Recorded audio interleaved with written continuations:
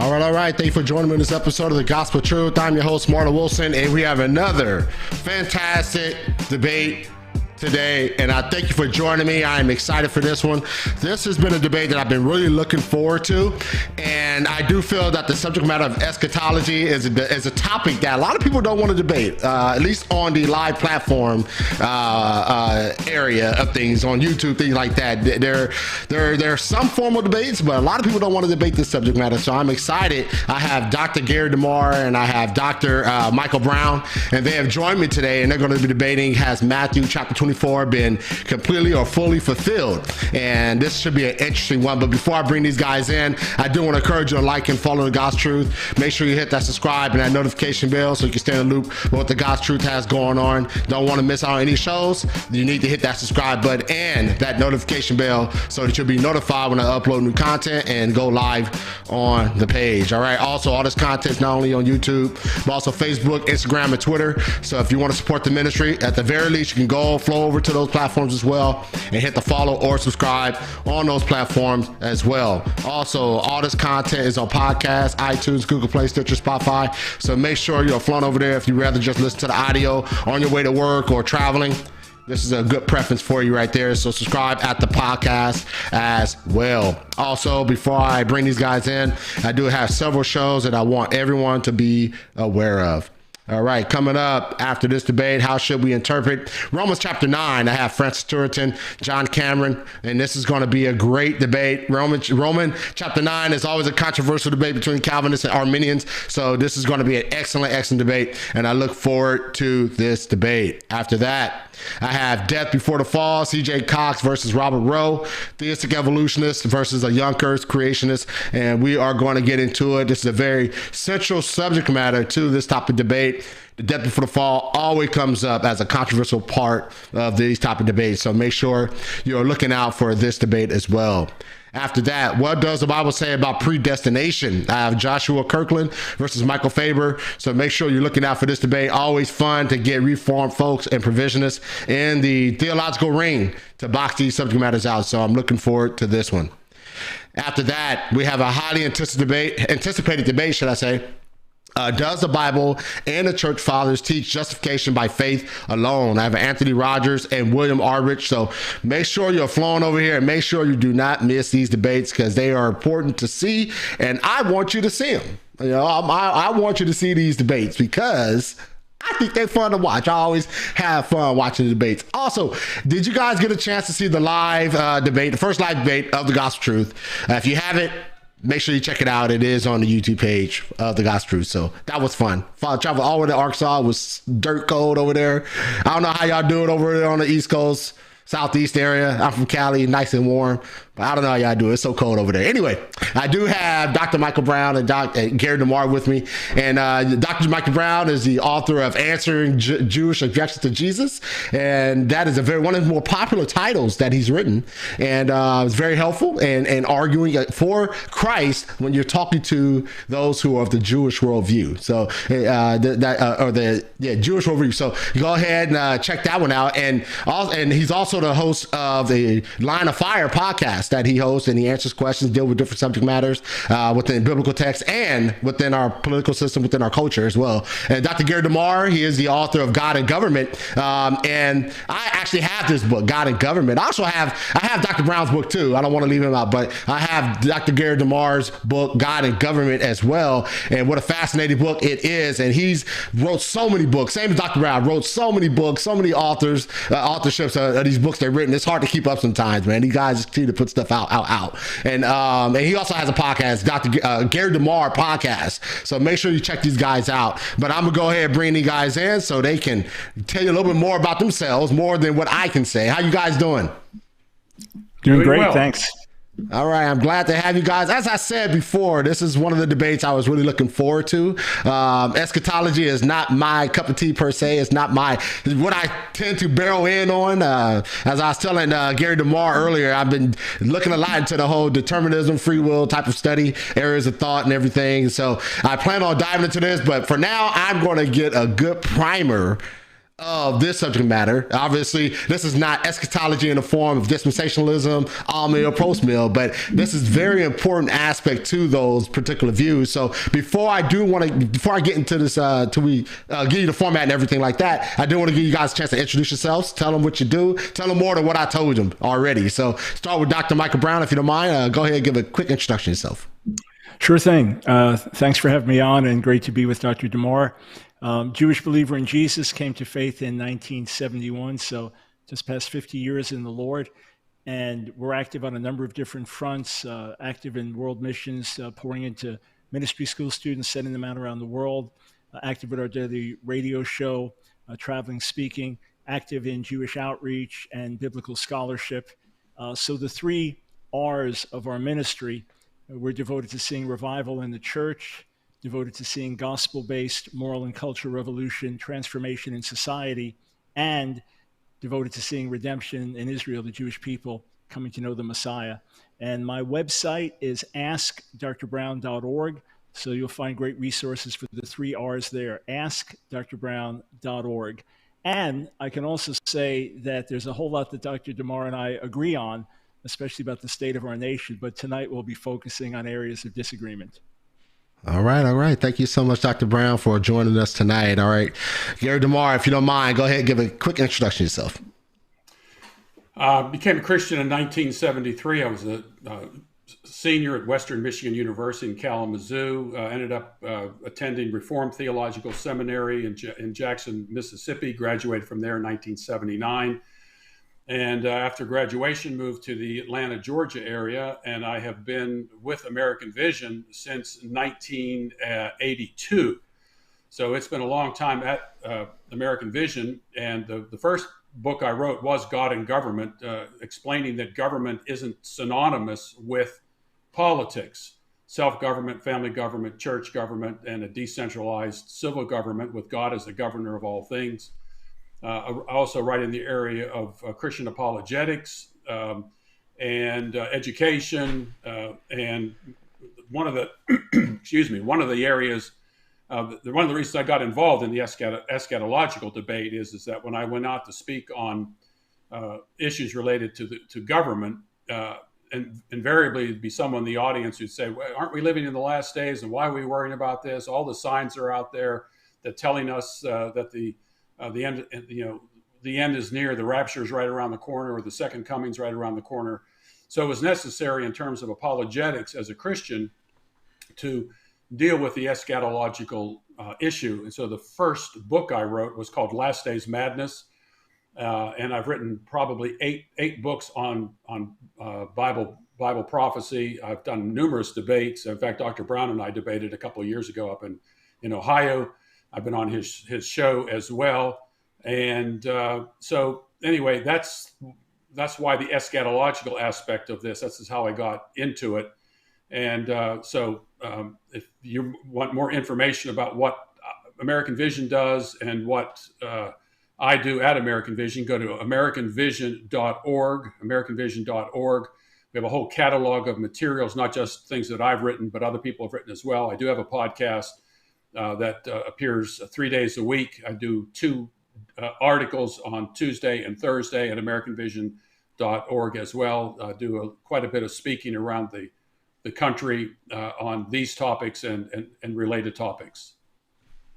All right. Thank you guys so much once again for joining me on this episode. So we're going to jump into this debate. Let's not waste any more time. All right. The topic of the debate has Matthew chapter 24 being fully fulfilled. Dr. Gary DeMar, you're arguing the affirmative. Michael Brown, you're arguing the negative in this debate. So the format is going to have 10-minute opening statements. That's going to be followed with 5-minute rebuttals. And then we're going to have a total of 40-minute cross-examination, where both of you will get 20 minutes to lead with questions. And then we're going to follow up with 5-minute closings and then some Q&A from the audience. Sounds good? Sounds good. All right. Excellent. So, Gary, you are arguing the affirmative debate. And so let me know. I'll start your time when you begin to speak. Okay. One of the ways to deal with Scripture, it's always the place you have to go with, and that is the context. And the context of Matthew 24 isn't just in Matthew 24. There's a lot that takes place prior to Matthew 24 that leads up to what the topic is and the timing element and the audience element as well that you find in Matthew 24. Keep in mind also that Matthew 24 has some parallel accounts with Mark 13 and Luke 21. Matthew 24 and Luke 13 are closer in the way that they depict things. Luke 21 is a little different, probably because it's a different audience altogether. And so the place where you have to begin in dealing with Matthew 24 is all the way back to Matthew chapter 21, because Matthew 21, you find out that Jesus is at the Mount of Olives. And I'm going to just run through just very quickly to try to establish, first off, the audience of to whom is Jesus speaking? What audience does he have in mind? Does he have an audience that was right before him, the audience that was present with him? We find out that 4 of his disciples come to him privately and ask him questions about some of the things that he was saying, especially in Matthew chapter 23. And then once you determine what the audience is, then we need to determine about what the actual subject matter is and the timing element with this as well. So the place you have to go back to is chapter 21. Jesus is at the Mount of Olives, and it says, and when he had entered Jerusalem, all the city was stirred, saying, "Who is this?" And the multitudes were saying, "This is the prophet Jesus from Nazareth in Galilee." And the first place Jesus goes is to the temple, and he cleanses the temple. So this tells you that what the focus is going to be on here in this particular point is the temple. And I believe it's going to be that generation and that generation alone who is going to be affected by what Jesus says later in Matthew 24 about what's going to happen to the temple. And it's interesting that this is the second time Jesus cleanses the temple. And this takes us back to Leviticus chapter 14, where when there was, you used to say leprosy of a household, the priest would come in and inspect it twice. If on the second time it was inspected, it still had this leprosy. The house was actually torn down. All of it was taken outside the city. And so I think this is kind of a prelude to what we're going to find in Matthew chapter 24. And then there's the barren fig tree. It's kind of a curious thing as to why Jesus would curse a fig tree that's barren and wasn't even the time for fruit. Again, I think this is an indication of what we find in Matthew 24 as well. And then Jesus says, hey, if you say to this mountain, be cast into the sea. Again, I think because where he is, he's seeing the temple, the Temple Mount probably in his purview as well, that this may be a reference to the place where the Temple Mount is. And then there his immediately, of course, you find out that his authority is challenged. And when he had come into the temple, the chief priests and the elders of the people came to him as he was teaching and said, by what authority are you doing these things? And who gave you this authority? And so what you see here are the religious establishment is attacking Jesus and it's confronting Jesus. And you see it all through these chapters, chapter 21, chapter 22, the parable of the landowner, the parable of the 2 sons, the parable of the marriage feast. In fact, if you look at Matthew chapter 21, verse 45, and Jesus, you have to read this all on your own. Again, in Wars and Rumors of Wars, I deal with this in great detail. I also deal with this in my book, Last Days Madness. I have a shorter book called Is Jesus Coming Soon? And the point here is, if you look at Matthew chapter 21, verse 45, it says, and when the chief priests and the Pharisees heard his parables, they understood that he was speaking about them. This is the audience reference that you find here in all these chapters. He's not talking about some event at the end of time. He's talking about what is going to take place to this particular generation. In fact, in verse 7 of chapter 22, but the king was enraged. And this is after this wedding feast parable, the wedding feast, and when the people that Jesus invited didn't come, or the man of the house invited the people who did not come.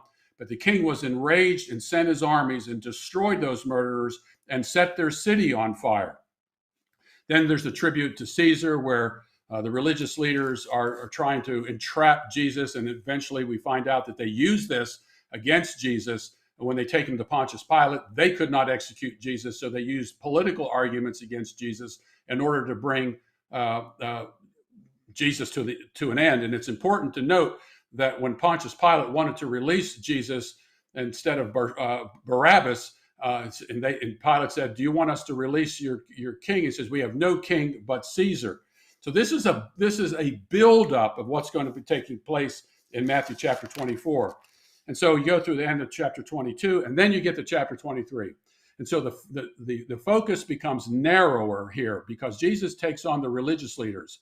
Jesus isn't taking on the whole nation of Israel, because there were lots of believers, obviously, who had heard his message. And when you get into the book of Acts, you'll begin to see there is a huge debate and opposition between two groups of Jewish believers and unbelievers. Rome, at this particular point in time, is not a factor, very much of a factor. In fact, is actually supporting the gospel proclamation, not because they believe it, because they don't want to mess with the Pax Romana, the Roman peace. And then we get to chapter 23 and verse 30, and it says, "If we had been," and this is what the religious leaders said, "if we had been living in the days of our fathers, we had not been partners with them in shedding the blood of the prophets. Consequently, you bear witness against yourselves that you are the sons of those who murdered the prophets. Fill up then the measure of the guilt of your fathers, you serpents, you brood of vipers. How shall you escape the sentence of hell? Therefore, behold, I am sending you prophets and wise men and scribes. Some of them you will kill and crucify. Some of them you will scourge in your synagogues and persecute from city to city, that upon you may fall all the guilt of the righteous blood shed on earth, from the blood of righteous Abel to the blood of Zechariah. Truly I say to you, all these things shall come upon this generation." And every time this generation is used in Matthew's gospel, it always refers to the generation of Jesus is speaking. Then in verse 38, it says, "Behold, your house is being left to you desolate. For truly I say to you, from now on you shall not see me until you say, blessed is he who comes in the name of the Lord." Verse 37, "O Jerusalem, Jerusalem, who kills the prophets and stones those who sent to her, how often I wanted to gather your children together the way a hen gathers her chicks under her wings, and you were unwilling." So here you see the focus here is on that generation and on the religious leaders of that generation who should have acknowledged that Jesus was the promised Messiah. Chapter 24, which is really, remember, there are no chapter divisions in the original manuscripts. "And Jesus came out from the temple and was going away when his disciples came up to point out the temple buildings to him. And he answered and said to them, do you not see all these things? Truly I say to you, not one stone here will be left upon another, which will not be torn down." And they asked then the question, as he was sitting on the Mount of Olives, "Tell us, when will these things be? What will be the sign of your parousia and the end of the age, not the end of the world?" And so Jesus then outlines a number of things to be looking for, but these aren't the real signs. These are kind of common signs all the way through history, although you can find earthquakes and famines mentioned in the book of Acts. Acts chapter 11 mentions a famine. And then verse 14 says, "In this gospel, the kingdom shall be preached in the whole world." The Greek word that's used there is oikumene, which is the same Greek word that's used in Luke chapter 2:1. So the extent of this gospel proclamation was as far as the taxation that Rome had in its day, that a decree went out from Caesar Augustus that the whole world be taxed, and that again is oikumene.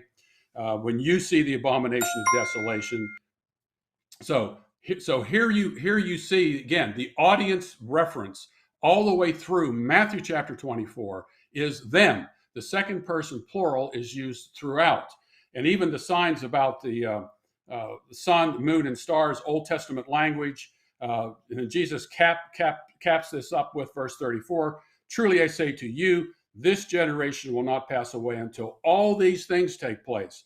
And if you look at verse 33, it says, "Even you too, when you see all these things, recognize that he is near, right at the door," or better, it is near, right at the door, the kingdom of God.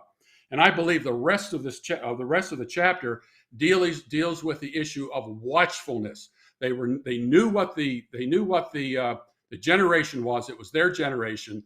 They did not know the exact timing of when it was going to take place, the day or the hour, but they knew it was going to happen to them. And later on, you will find in the rest of chapter 24, that Jesus is calling on them for watchfulness. All right. Thank you so much, Gary. Appreciate that opening statement. All right, Dr. Brown, you're up for your 10-minute opening. I will start the time when you begin to speak. Yes, it's completely impossible, just with a fair reading of Matthew 24, line by line, that it has all been fulfilled. And that would have been quite a shock to the disciples of the disciples in the centuries that followed, who were looking for many of the things in Matthew 24 to still happen in the future.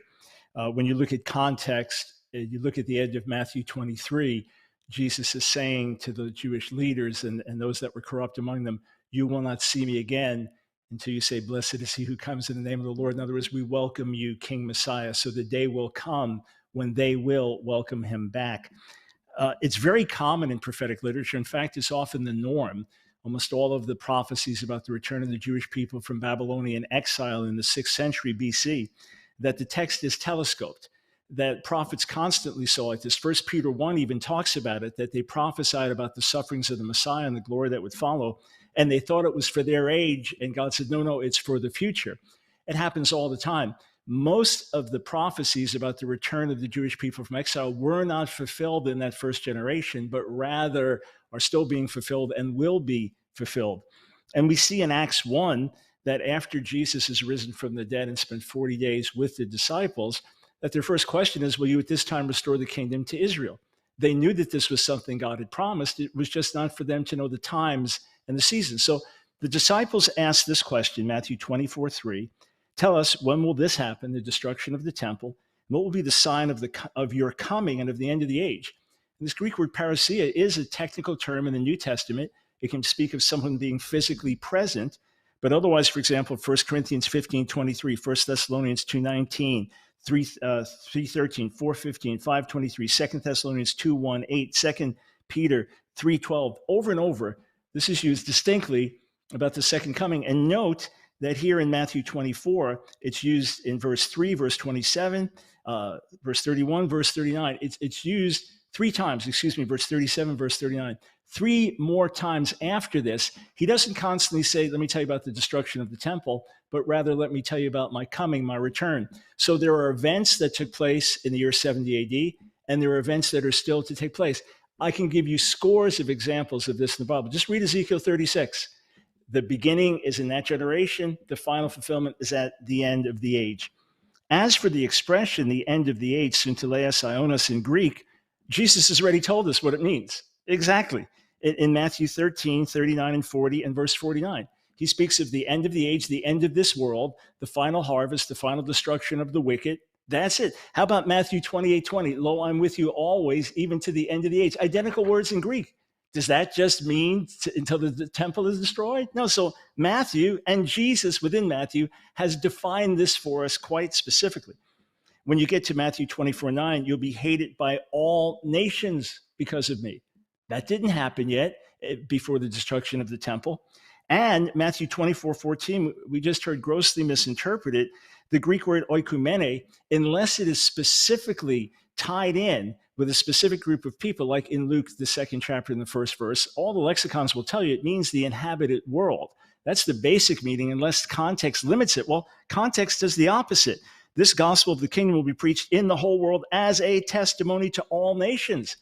How could Jesus have made it any more clear? Hated by all nations, testimony to all nations. The abomination that causes desolation has had several meanings in history. It had a meaning with Antiochus defiling the temple in the 2nd century BC. It had a meaning in the 1st century with the destruction of the temple in 70 AD, and it'll have a meaning at the end of the age. Again, this is so common in prophetic literature. And note this, as Jesus says in verse 31, for then there will be great distress, unequaled from the beginning of the world until now, and never to be equaled again. Yes, it was a terrible destruction. Josephus describes it. 1 million Jews, he says, were killed, but that pales in comparison to the Holocaust and other things suffered by the Jewish people through the ages. And again, how could the Lord have made it any more clear? You have other expressions, Ezekiel 5, where it'll say this kind of thing will never happen again. So specific things happen that were not repeated.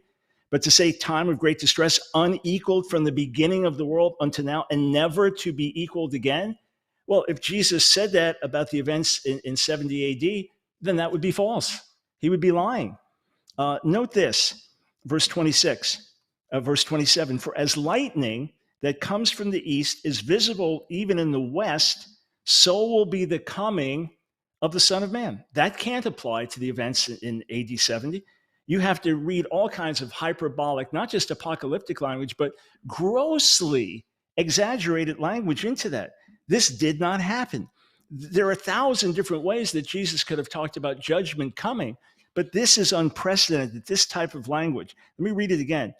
For as lightning that comes from the east is visible even in the west, so will be the coming of the Son of Man. That cannot be attributed to the destruction of Jerusalem. Even if you want to say apocalyptic language, for example, in Matthew 24:29, the stars will fall from the sky. Well, that's the Septuagint for Isaiah 34:3. The Hebrew does not say that. But even if you want to say there's an allusion there, this is a judgment being poured out on the nations. This is an eschatological judgment, ultimately, even in Isaiah 34. Then Matthew 24:30, I think I said 31 earlier, it was 21. Then will appear the sign of the Son of Man in heaven. That didn't happen in AD 70. And then look at this. Then all the peoples of the earth, we had all nations twice, now all the peoples of the earth, this is universal. They will mourn when they see the Son of Man coming in the clouds of heaven. That cannot possibly be referred to the events of 70 AD. This is a future event with regard to the Lord's coming. And he will send his angels with a loud trumpet call. How is he coming back according to 1 Corinthians 15 with the sound of the trumpet? How is he coming back according to 1 Thessalonians 4 to gather up his people? With the sound of the trumpet, all right? And then note this. He will send his angels with a loud trumpet call, and they will gather his elect from the four winds, from one end of the heaven to the other. That's universal language again. That didn't happen in the year 70. Nothing even close to that happened, unless you want to twist the words with all types of special pleading. Not only so, but you have these identical words in Greek. You have parousia and episynanagoge in 2 Thessalonians 1, the coming of our Lord and our gathering to him. The identical words that are used here. This is what's going to happen when Jesus returns at the end of the age. He's made it clear that we will be gathered to him. I don't believe in a pre-trib rapture either. We'll be gathered to him, and we will ascend together as he sets up his promised kingdom on the earth. If you look in verse 34, this generation will certainly not pass away until all these things have happened. There are numerous ways to read this. Number one, if we want to limit the understanding to how Jesus used the words in the gospel, then that refutes completely Dr. DeMar's understanding of Matthew 24:3. But simply, this generation can be interpreted in numerous ways. It's the generation that's being referred to. So it could be the generation that sees the final end. When you begin to see these things happen, then at that point, everything else will take place. Some Greek scholars have argued that this is an ingressive aorist in Greek. So this generation, speaking of that present generation, will certainly not pass away until all these things have begun to happen.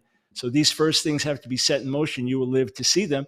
And others have said that this generation, often in the Bible and even in the Gospels, is not so much temporary, but qualitative. In other words, this sinful, rebellious people, not meaning race, but this generation, speaking of sinful generation, will still be here when the end comes.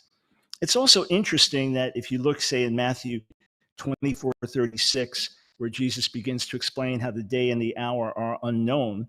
And it says that as it happened in the days of Noah, and they knew nothing about what would happen until the flood came and took them all away, it will be the same here. Well, the people fighting for their lives in Jerusalem, the people under siege, the people surrounded by Roman armies, the people with the armies coming in to destroy. Remember, this war begins 3 years earlier, 67. This didn't catch them by surprise.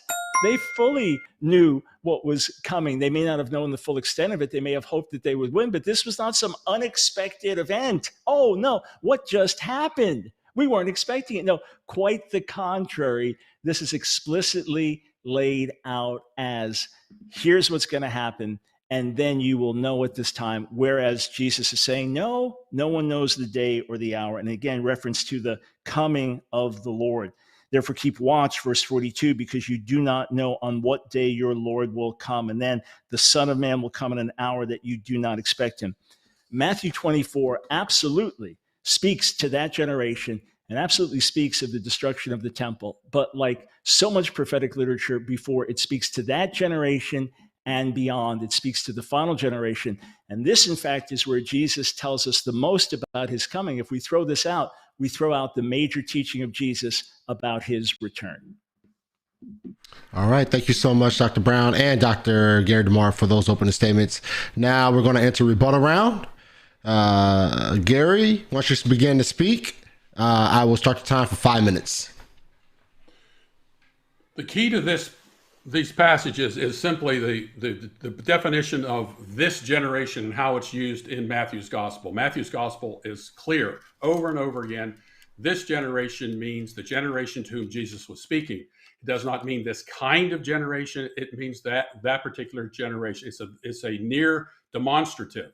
And we're told who is it that would see all these things. And I was listening to a talk that it was on one of his firing line shows where Dr. Brown says, there is one audience. This is the audience.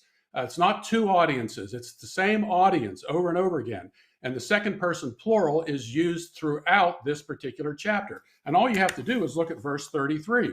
Even so, you too, when you see all these things, recognize that it is near, right at the door. Jesus is talking to them when they see these things. You have to read into this particular chapter this idea that this is talking about that particular generation and a future generation. I mean, you can talk about telescoping and so forth and so on, but you're reading, anybody who takes that position is reading into this passage things that just aren't there. Now, Dr. Brown would say, I'm reading into these things as well. But look, let's just go through some of these things. Nation will rise against nation. That took place. This is merely the beginning of birth pangs. They will deliver you up to tribulation and will kill you. Verse 9. That's exactly what took place in the book of Acts. The idea, verse 14, the gospel of the kingdom shall be preached to the whole world. Yeah, he's right. The inhabited earth, and it's defined for us in Luke 2:1. As far as the tax was going. And then you find in Colossians 1:6, 123, where Paul actually says in Colossians 1:23 that the gospel had been preached to every creature under heaven.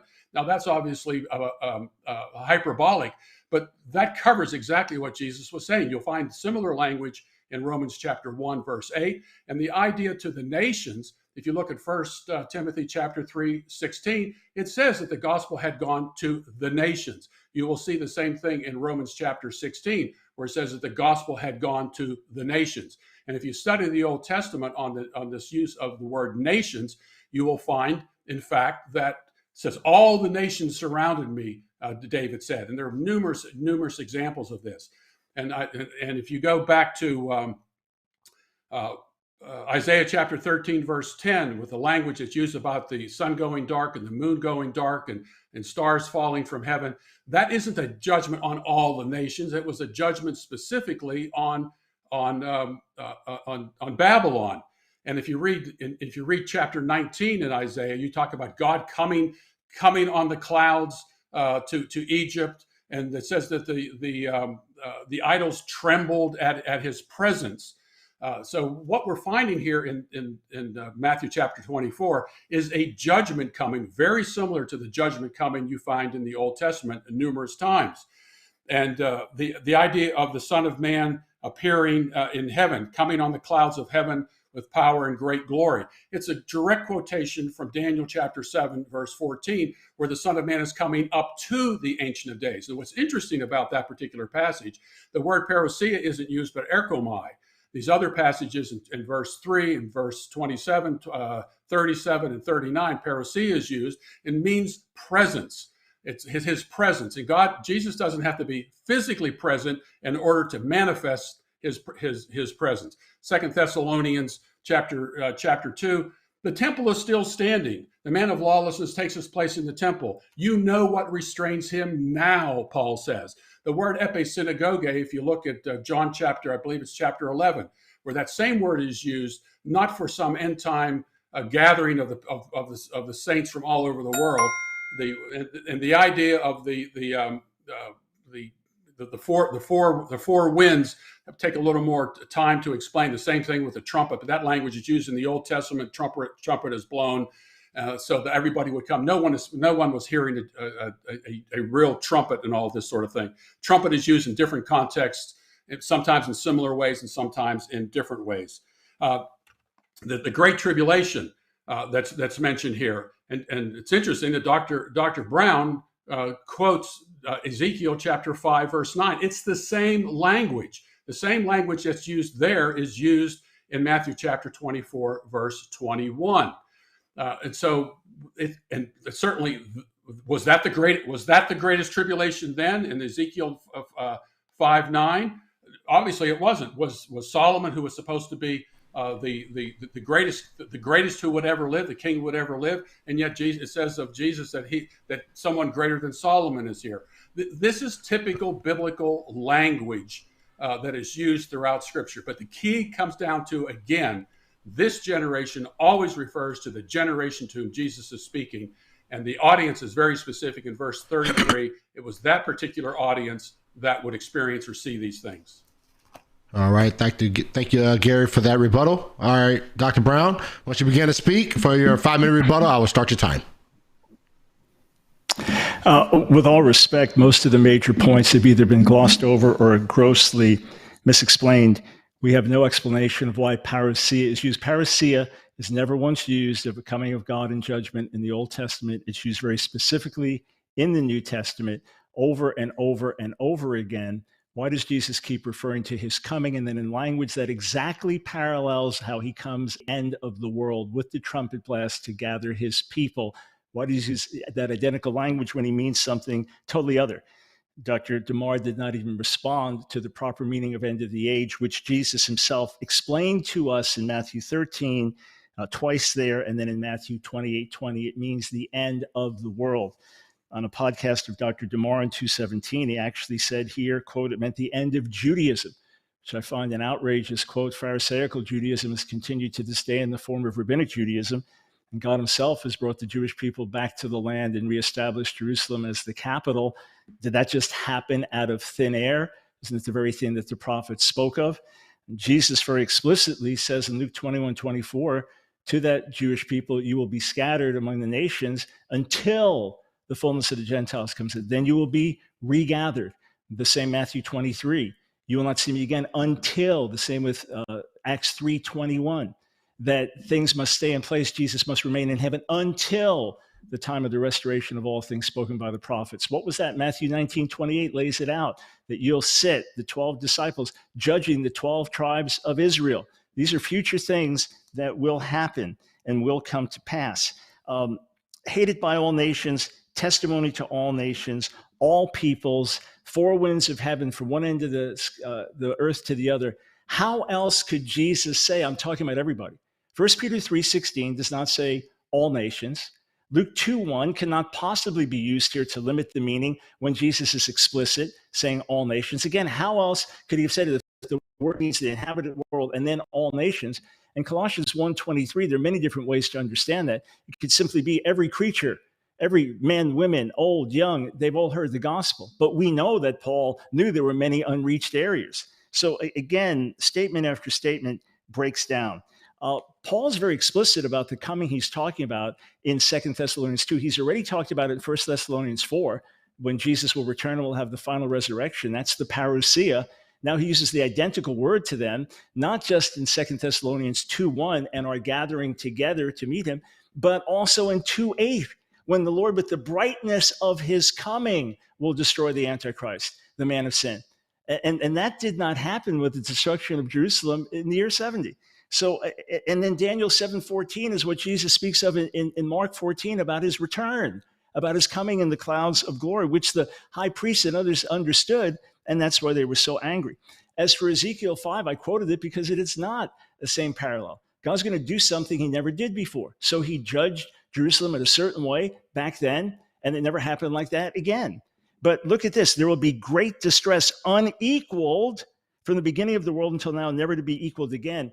So Dr. DeMar is guilty of throwing verses out, and when you dig in deeper, you find out there is no parallel at all. We've never been told with all of the verses that have been quoted how it is that Jesus sent his angels and gathered his elect from the four winds from one end of the heaven to the other. We've never been told what that means. Elsewhere, the New Testament tells us what it means when Jesus returns. As for Matthew 24:34, you can't put everything on that one verse And then you have to reinterpret and use special pleading to make things work and find different meanings for the Greek and on and say that coming here is not the same as coming here and here and here and here and here. All right? If you want to be consistent, let's be consistent throughout, beginning with Jesus telling us what the end of the age means. But I gave very plausible understanding of other possible explanations for this generation, including one that speaks to that generation and says, this will not pass away until all these things begin to happen. Again, it is an accepted potential meaning of the Greek, an ingressive aorist. And there are other examples, even in Matthew, where that same Greek aspect is seen. And in context, that's the ultimate determination. There's no reason why he can't be saying this generation means this generation that will see these final things will not pass away till all these things have happened. And even this generation, when it's used elsewhere, it does in fact mean this kind of generation, people just like this. And you have usage like that in the Old Testament. So I know in the cross-examination, we'll dig deeper, but reading Matthew 24, it's clear, it's obvious, it has not all been fulfilled. All right. Thank you guys so much. Let me get this clock down. So we've completed our opening and rebuttal round. So now we're going to jump into cross-examination. Once again, the favorite part of every debate is cross-examination. So this is going to be a total of 40 minutes. Both of you will get 20 minutes each to ask questions. Start with Gary. You're up first for your cross-examination of Dr. Brown, and you have 20 minutes to do so. Dr. Brown, you brought up the ingressive aorist, which is... I'm sure most people out here don't know what an ingressive aorist is, and so it's. I've seen this particular argument used before, and I had a debate with Barry Horner on this very point. And once you start doing that, then you say, well, so the destruction of the temple is beginning to take place. This is beginning to take place. Wars and rumors of wars are beginning to take place. You make the chapter, and by doing something like that, you make the chapter fundamentally meaningless. It can be any particular generation throughout history, but every time this generation is used in Matthew's gospel, when it means it's a near demonstrative. It means the generation of Jesus is speaking. But so back to the ingressive aorist. Robert Mounts, I'm quoting from my book, Wars and Rumors of Wars, where I deal with all of these arguments. Every argument that Dr. Brown has brought up, I've dealt with in Wars and Rumors of Wars and Last Days Madness. And it's frustrating for him. Can I just ask? I thought this was the time to put questions. Okay, I'm sorry. I have a question. I just want to be here that it's frustrating for both of us to have to deal with all of these things that we're throwing at one another. So what do you say to, this is from Robert Mounts, and I think both of us would agree, he probably knows more Greek than you and I do combined. He says, if genetai, happen, is taken as an ingressive aorist, the sentence would indicate that before the generation alive at that time had died, all the things described in connection with the end will have started to take place. And so how would you explain the destruction of the temple that took place before that generation passed away? Not one stone was left upon another. Not one stone was turned down. How does that relate to an ingressive aorist over nearly 2,000 years of history at this point? Hey, exactly the same as scores and scores and scores and scores of prophecies in the Old Testament. They had their beginning in that generation. And sometimes but the temple was destroyed. It's gone. Can I finish? Not one stone was left upon another. Sir, can I finish? Sure. Yeah, scores and scores and scores of Old Testament prophecies. If we want to take time, I'll go through them verse after verse after verse to show that there is an immediate fulfillment and a final. Many messianic prophecies are like that. That's why scholars often speak of double fulfillment. Surely you know this. If you studied prophecy, surely you know this.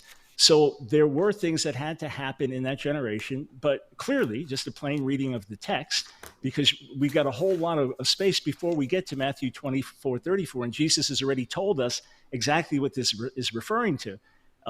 When we talk about the phrase, the end of the age, the disciples knew what it meant because Jesus has already established it earlier in Matthew and then reiterates it at the end of Matthew. So there's no question about that. They were just confused. They telescoped the events. So you have parallel things. The first sign is often one aspect, and then the second brings it to its fulfillment. Again, the idea of double fulfillment is the only way that we explain many messianic prophecies in the Bible. So what had to happen first time around, destruction of the temple, these various things, all that happened, but not the fullness of it that awaits the end. And by the way, if you look at Ezekiel 40 through 48, which has not fully happened yet either under any stretch of the imagination, God's talking to the prophet Ezekiel. You'll do this, you'll do this, you'll do this, as if he'd be there when it actually happened. He just represents others in a future generation. Okay, I'm trying to stick with Matthew 24. I mean, going outside of Matthew 24 and bringing all these other things in and talking about telescoping and double fulfillment and so forth and so on, are adding things to the text that aren't there. So I'm going to ask you this question about the end of the age, which we know that the Greek word that's used there is not cosmos. It's not the end of the world. Jesus could have chosen cosmos if he meant the end of the world. He chose end of the age. So how would you explain what Paul says in 1 Corinthians chapter 10, verse 11? Right, it's not the same phrase there in the Greek. The specific phrase that's used in the Greek is used identically in Matthew 13 twice and in Matthew 28:20. And perhaps in my cross-examination time, you can explain to me Matthew 28:20, though I'm with you always, even to the end of the age. I do find it ironic, though, that you spent probably 80% of your presentation outside of Matthew 24, looking at the immediate context, when I'm going into earlier context in Matthew 13, for example, that seems to have no meaning to you. And then all the imagery, you're going to the Old Testament, you're going to Daniel 7, you're going to Isaiah 13, you're going to Ezekiel 5 for all the other imagery. And the moment I bring in the Old Testament, you tell me I'm getting out of Matthew 24. That's because they're quoted in Matthew 24. That's because they're quoted in Matthew 24. That's why I go there, because Jesus quotes. Right. But what are the principles? In other words, are you saying that we throw out the whole Bible up until now? We throw out all prophetic literature up until this time? We throw out scores and scores and scores of examples of telescoping and double fulfillment, and what Peter even talks about in 1 Peter 1, where he explicitly says that the prophets thought they were prophesying for their generation, and God said, no, it's for the future, that we throw all that out and read Matthew 24 as if it happened in a vacuum? No, sir, that's not biblical interpretation. What I do throw out is this idea of telescoping and double fulfillment, which can be used for all kinds of things. Why not triple fulfillment? Why not quadruple fulfillment? So because they ask a question, when will this happen, the destruction of the temple, and what will be the sign of your coming and of the end of the age, thinking it's all going to happen at once. Well, they were wrong, as they were wrong in Acts 1:6, thinking this is the time. This is the time to restore the kingdom. How do you because know they we were know wrong? they were. Because you guys are stepping on each other. I think it may be a little bit of a lag. You guys are stepping on each other. So if you want to answer that.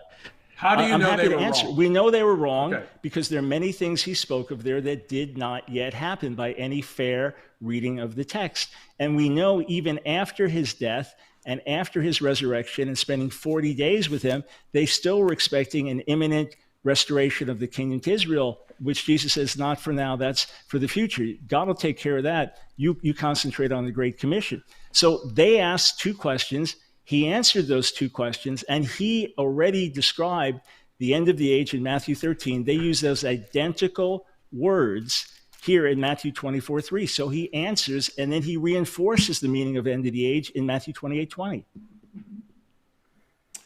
So how would you then, so everybody knows what 1 Corinthians 10:11 says.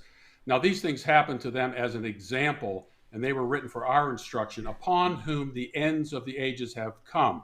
How would you then look at, if you looked at Hebrews chapter 9, verse 26, how would you interpret that? Yeah, same way. This is the coming of Jesus is the climax of the ages. And again, it's not the identical language, even in Hebrews 9:26. It's a plural for Ionis there. It's a plural. So this is the climax of the ages, the coming of Jesus into the world. And from the time of Jesus coming into the world until his second coming is what's widely called the last days throughout the New Testament, and what the prophets were looking forward to as last days. I don't see anywhere where ever in the Old Testament Septuagint or any specific language where there is a concept where God The Sinai covenant is referred to as this age, and then you come to the end of this age, or what you had once referred to as the end of Judaism. I don't see any such concept in the New Testament, but Jesus has already defined it for us in Matthew 13 twice, and then in Matthew 28:20, this exact same Greek phrase, only found here in the entire Bible. So it's not really ambiguous. Well, again, I agree that Jesus defines it in Matthew 13 twice, and he's talking about an end of a particular period of time, and that particular period of time was in fact near for them, and it related to the things related to the whole old sacrificial system, which Jesus said in Matthew 23, your house is being left to you desolate. That's it. There's not a single verse in the New Testament that says anything about a temple being rebuilt again. Okay, well, it doesn't have to. It's already been spoken of. If there's a question here, number one, it's already been spoken of in the Old Testament. You have future prophecies like Zechariah 14. Where? You have Ezekiel 40 through 48. The end of Ezekiel 14 talks about the sacrifices being offered as the nations come to Jerusalem. Zechariah 14 doesn't say anything about a rebuilt temple. Well, Ezekiel 40 through 48 explicitly. So where are they offering the sacrifices? And then what about the house of the Lord in Isaiah, the 2nd chapter, the Lord of the Nations? That's what the temple is called, the house of the Lord. Are you saying that the temple in Ezekiel 40 through 48, that the dimensions of that temple, that's the temple that's going to be rebuilt? And by the way, no, that's a millennial temple. A millennial temple. But it's going to be that size. I just want to understand something. That size. By the way. Apparently.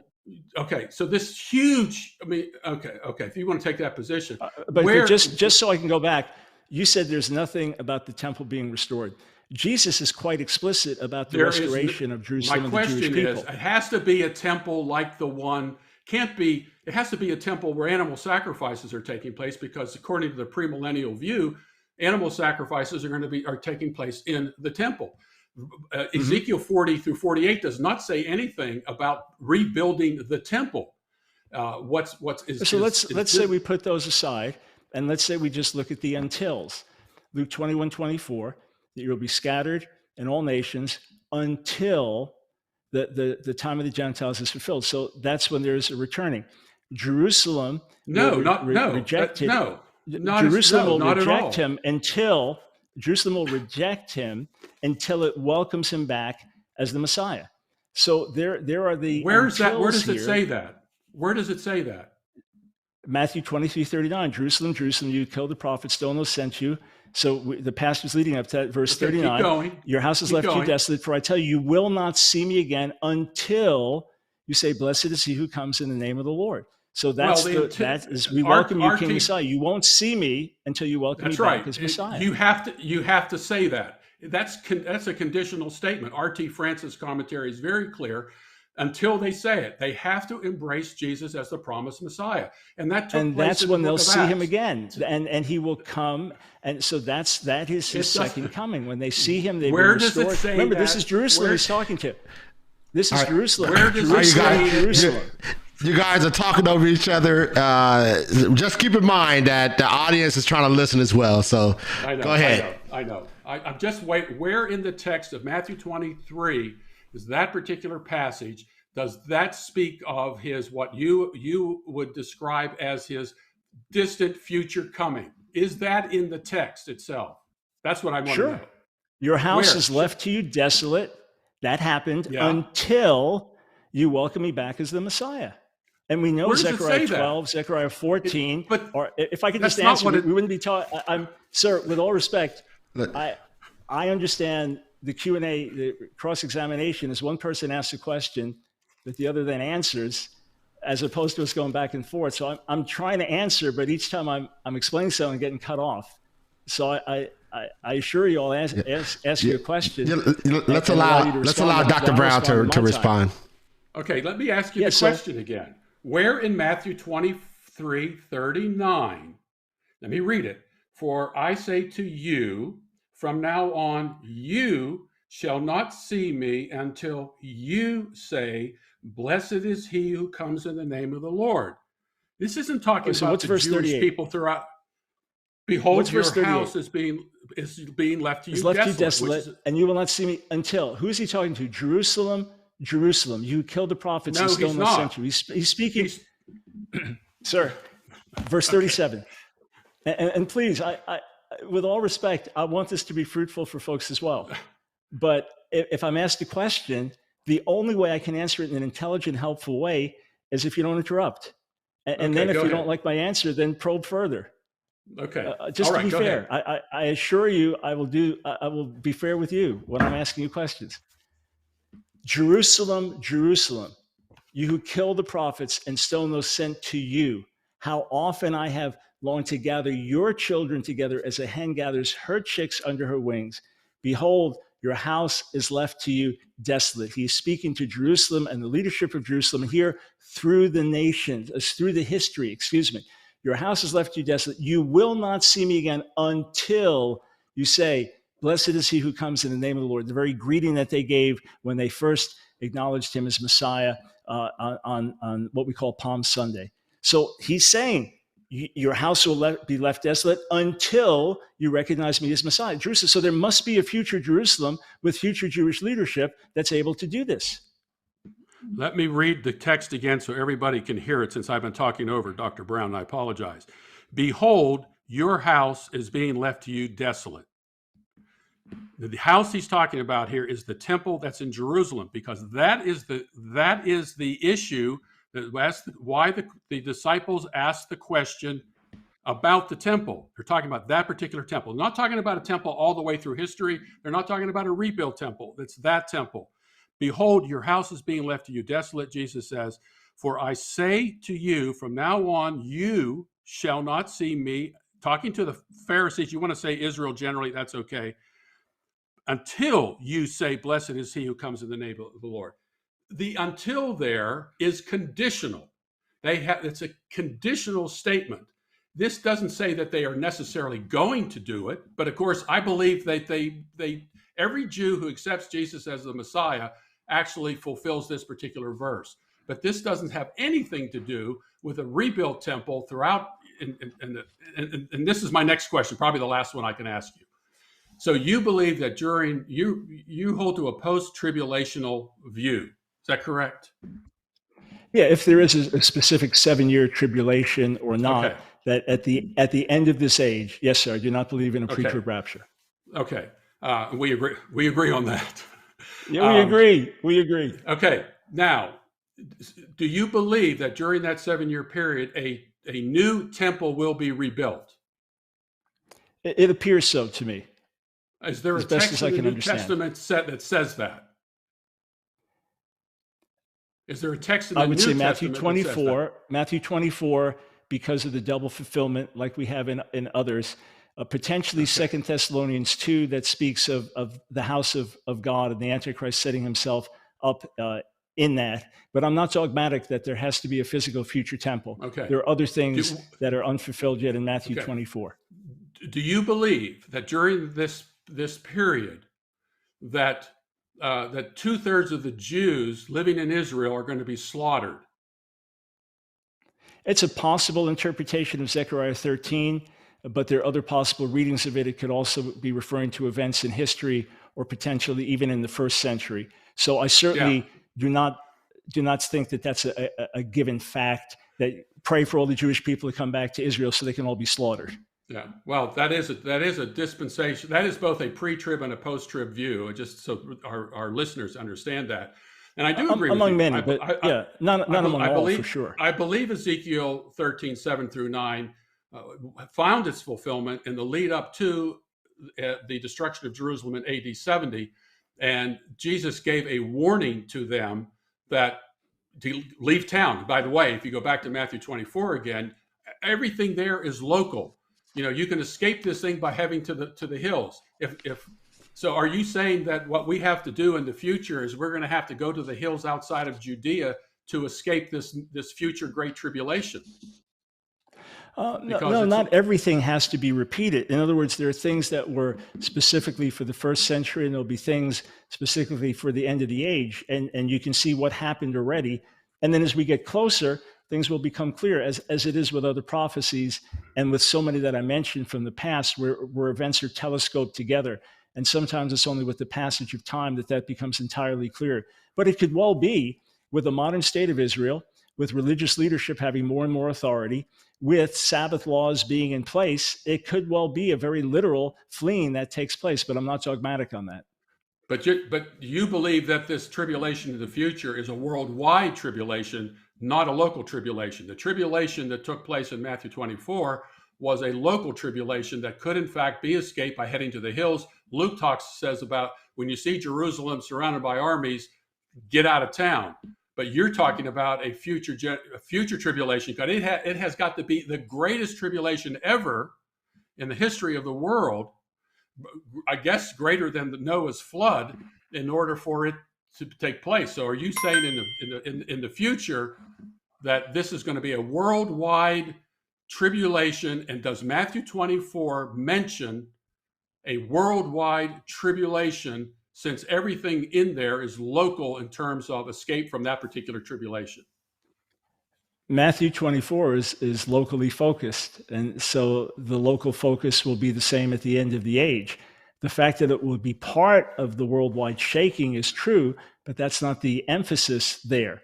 Certainly what's clear is that it cannot refer to the events of AD 70, because he said nothing, no distress, no suffering like this has taken place in history or ever. It doesn't speak of the specific way it happened. And then the constant reference to all people, all nations.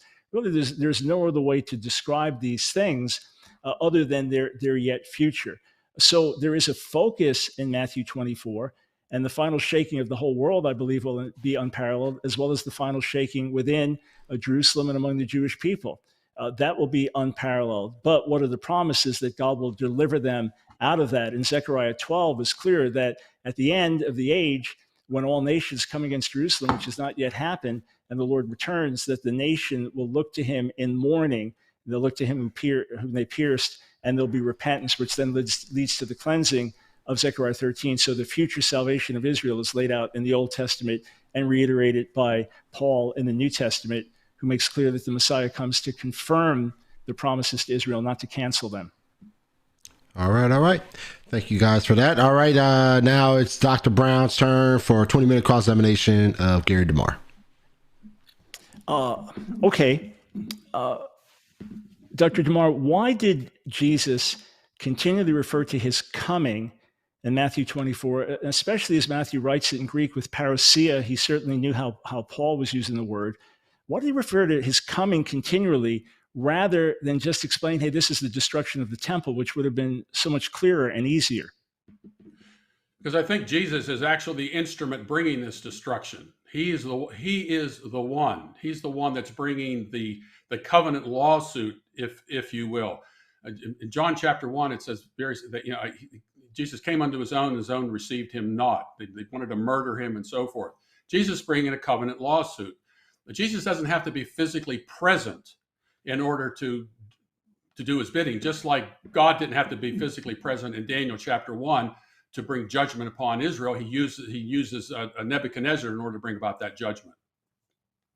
But parousia is exclusively used either for physical presence or for this royal, glorious coming in Greek literature of the day, but specifically in the New Testament. Timothy's arrival or so-and-so's presence with you. So it's a very real physical presence, or the coming in the clouds in glory. So would you agree that it would have been clearer and less ambiguous in light of the technical meaning of parousia elsewhere in the New Testament if he simply referred to the destruction of the temple? Well, again, you got erchomai used in Matthew 24:30. And then if you go to Revelation 2 and 3 times Jesus threatens to come to those three churches. And I don't know anyone who believes, I think there's only one person I know who sees those as the second coming. He was going to come in judgment, but he wasn't going to come physically to them.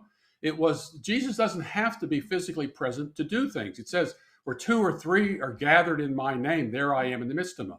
I have a very long list of all the lexicons and so forth on parousia. And it means presence. And in terms of Jesus's presence, anytime Jesus is present, whether he is physically present or where he is I hate to use the word spiritually present, but when Jesus can act without without being physically present. That's not the case for Paul or Timothy or anyone else. So I don't see anything unique about the phrase being used with Jesus. All right, well, one more try. Parousia Okay. is used repeatedly in the New Testament in a very specific way with regard to the return of Jesus, also with a loud trumpet, also with the gathering of God's people, very specific language.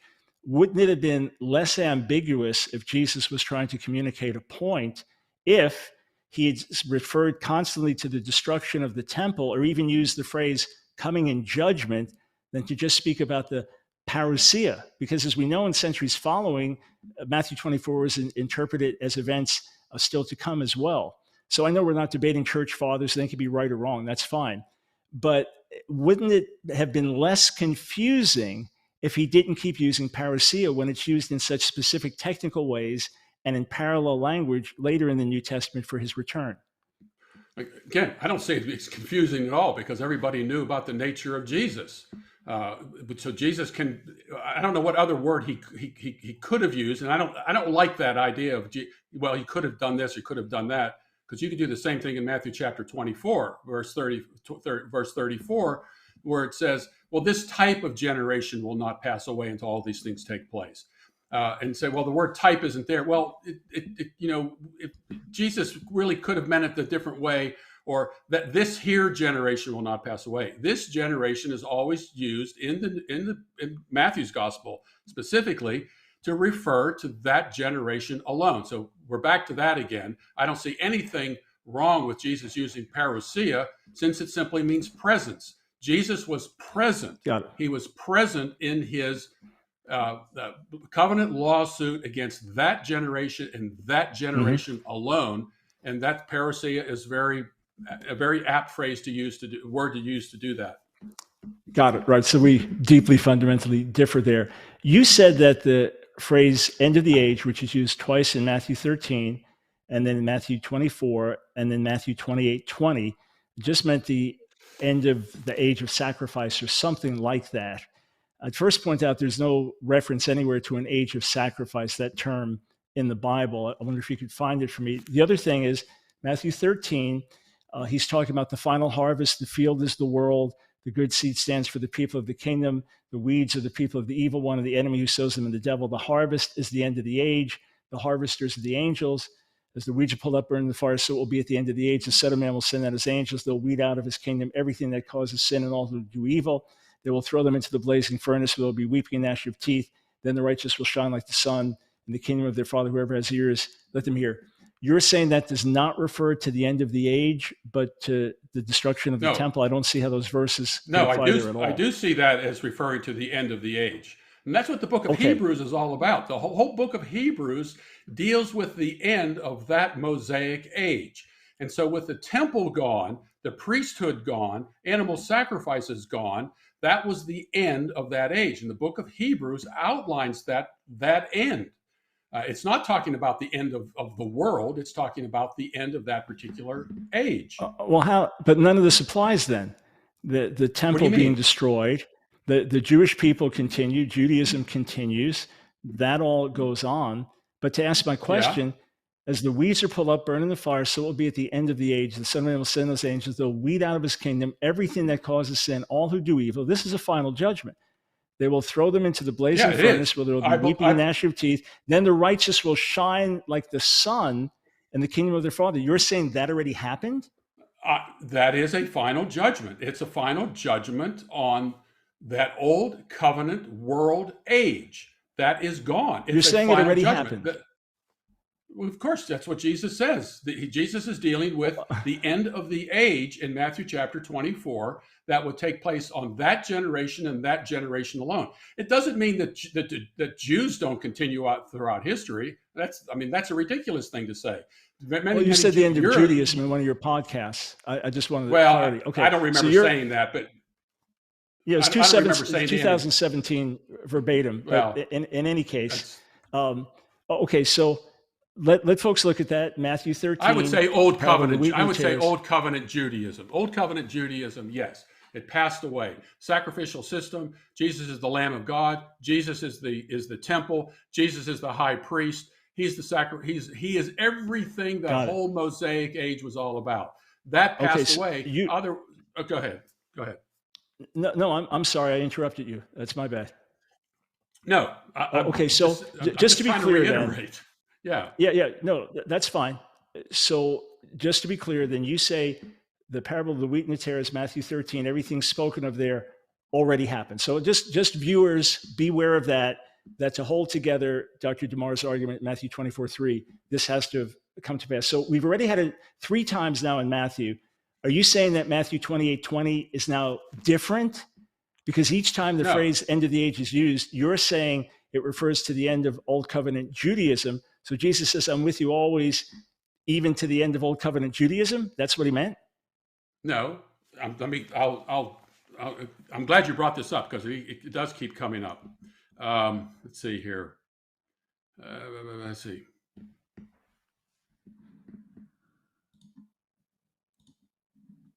All authority has been given to me in heaven and earth. Go therefore and make disciples of all the nations, baptizing them in the name of the Father, the Son, and the Holy Spirit, teaching them to observe all that I commanded you. And lo, I am with you always. All right? Even to the end of the age. Always and even to the end of the age. And so while this great tribulation period is taking place, don't think that Jesus is absent from them. They are not. Because we got to remember here that believing Jews went through a huge, but great tribulation themselves. I mean, the book of Acts, you find, the death of Stephen. You see the death of James, the brother of John. You see Paul left for dead. There was a massive tribulation among the Christians, as well as what took place with the Romans and the Jews. So Jesus is saying here, I am with you always. And don't think that I've abandoned you during this great period of time, which is the end of that Mosaic age.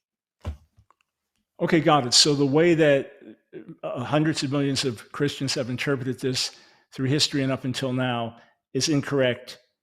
In other words, it's not, that promise there is not Jesus telling you and me that he's with us today. That cannot be applied. I'm not saying that at all. He says he's with. What does it say here? I am with you always. It says always. I'm with you always. Right. But so always is not the same as even to the end of the age. There's two separate things in that same verse. Because the end of the age in the New Testament deals with the end of the Mosaic age. That's what the book of Hebrews is all about. It's not equivalent to the end of the world. If Jesus wanted to say the end of the world in Matthew chapter 24:3, he would have used cosmos. And even then, cosmos is used in Paul's letters to something much more local than the whole wide world. So no, Jesus is with us always. That's what he said. He was with that particular generation. He was with them even during this period of great tribulation that was going to take place before that generation passed away. Yes. Got it. All right. So, and by the way, wait a minute. Before I say, you said that millions and millions of Christians have, my interpretation is different. That just isn't true. All you have to do is read Milton Terry's book on biblical hermeneutics and biblical apocalyptics. And Milton Terry, by the way, is used in seminaries all over the world. And in fact, even dispensationalists use Milton Terry. And Milton Terry, his biblical hermeneutics book and biblical apocalyptics book, agrees more with my understanding of this than it does with your understanding of this. So let's not give this impression that I'm the only one who holds this particular position. No, John Lightfoot, not a syllable. John Owens, John not a syllable Brown, that you said. Many others. Yeah, not a syllable that you said denies what I said, that hundreds and hundreds of millions of Christians around the world have understood this to mean end of the age, meaning end of the world. But in any case, it's clear that what's evident from my perspective is that the whole ship sinks just based on the interpretation of these words and what you have to do with it in terms of your interpretation. So everyone can evaluate accordingly. But just to understand this then, how Jesus referred to all nations, all peoples, from the four winds of heaven, the inhabited earth, how else could he have talked about the whole world beyond using these expressions, which you say none of them actually mean what they say? Well, they How do else mean could what he they have say. explained it? What other words could he have used? Michael, I went through the whole Old Testament because I've been doing this work on Zechariah 14, where all the nations are mentioned. I did this study on the use of all nations in the Old Testament, and sometimes it means every single nation in the world, but probably means all the nations that the people knew about. But if you do a study of all the nations, you will see that they were the nations of that particular period of time. And contextually, there's no other way to read those particular passages. So when you read in the New Testament where Jesus is saying that, remember the Pax Romana, the Roman Empire, was an empire of nations. I mean, the Apostle Paul was planning to go to Spain, which was a nation. The gospel was going to the nations, and it's very specific in Matthew chapter 24:14 as a witness. And that's quite different from Matthew 24 and the Great Commission, where it talks about that we're to go into all the world and make disciples of the nations. So first the gospel goes into that inhabited world as a witness, and then there's the Great Commission, which is much discipleship. But let's look at a couple of passages that deal with that. 1 Timothy. But that wasn't my question, though.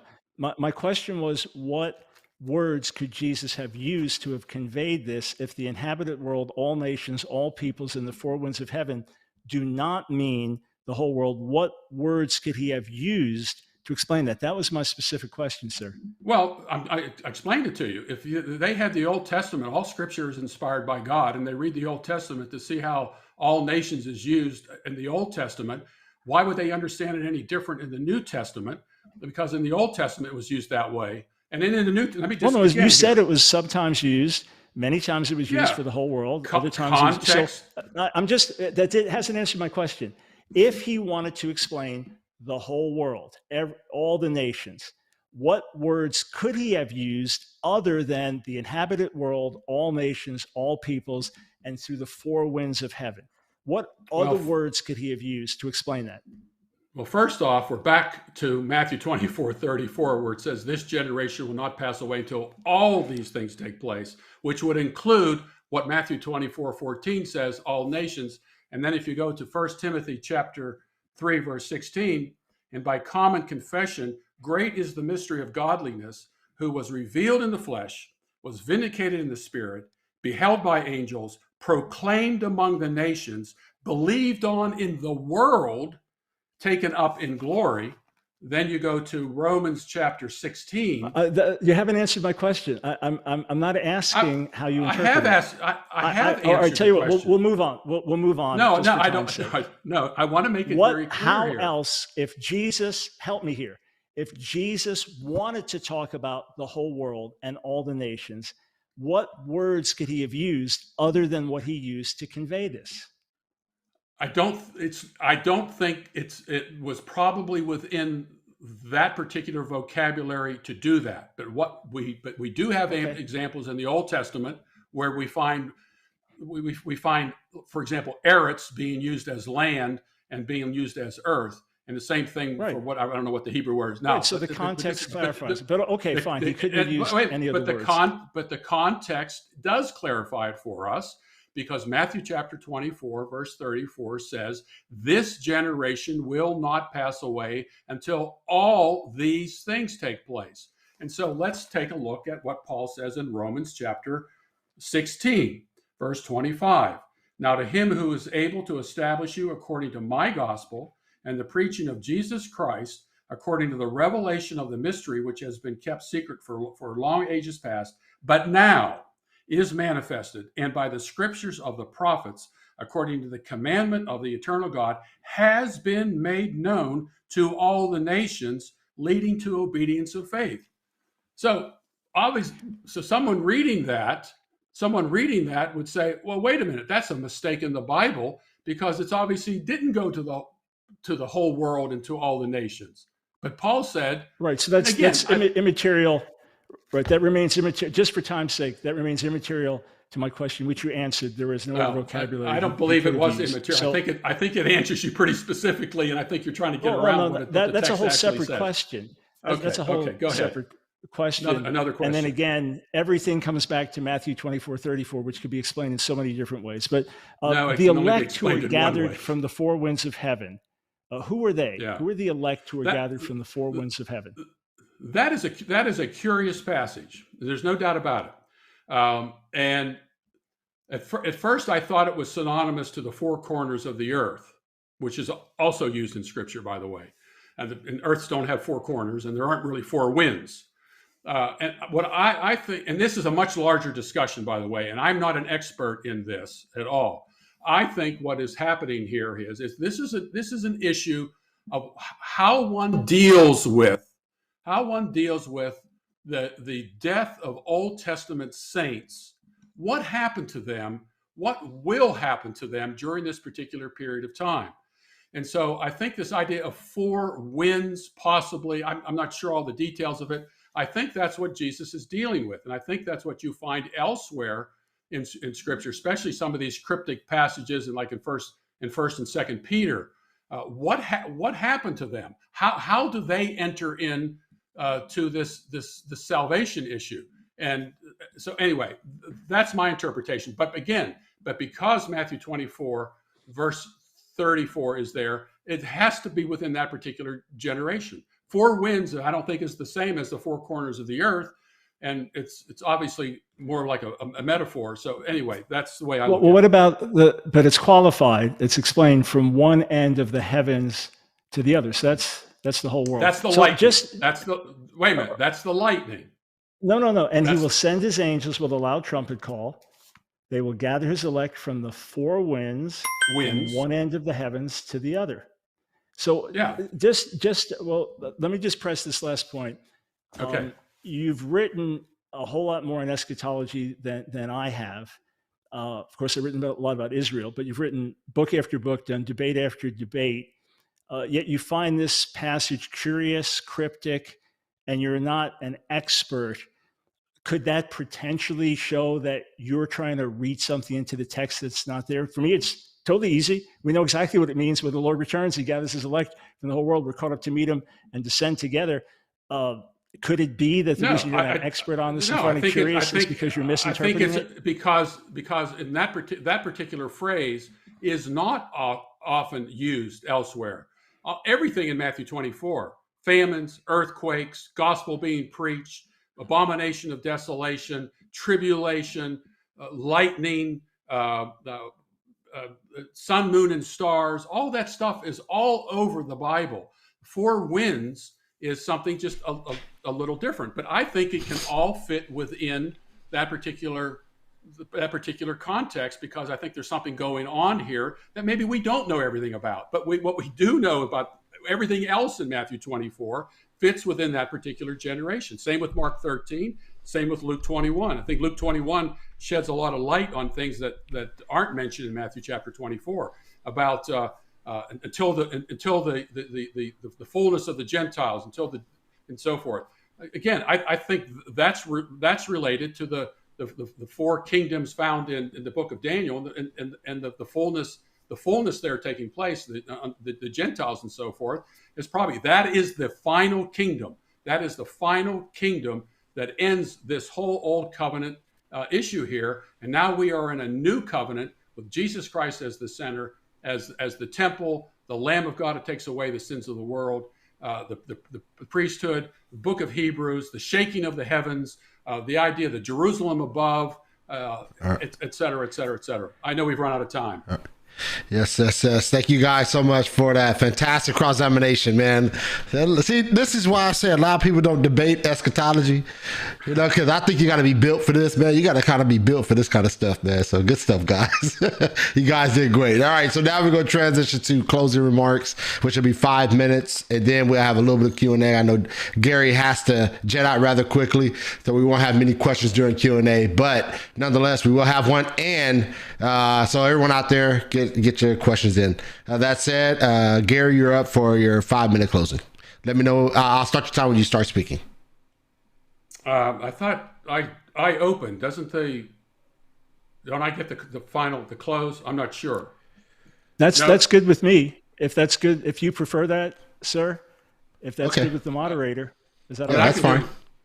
Okay. Okay, Go ahead. great. Yeah, as long as they're closing statements and we're not yelling at each other anymore. Uh, all right. Uh, I love the fact that Dr. DeMar is digging into the whole Bible and seeking to have Scripture interpret Scripture.